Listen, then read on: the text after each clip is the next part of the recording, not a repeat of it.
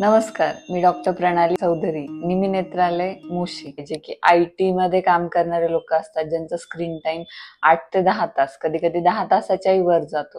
त्यांना 20-20-20 असा एक रूल सांगितला जातो. तो रूल असा की आपण नॉर्मली ब्लिंकिंग टाइम आपला, आपण जेव्हा डोळे उघडझाप करतो डोळ्यांची, त्यावेळेस डोळ्यावर एक लेयर फॉर्म होते आपली झाकण्यानी, ब्लिंक केल्याने. ती लेयर नॉर्मली आपण एका मिनिटात 18 ते 20 वेळा ब्लिंक करतो.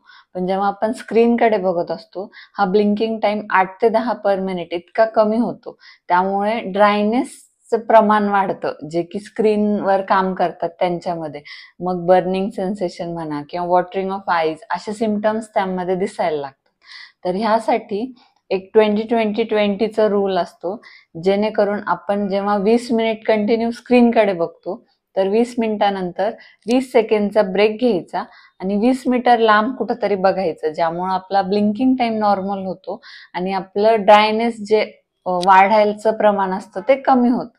यालाच 20-20-20 रूल म्हणतात.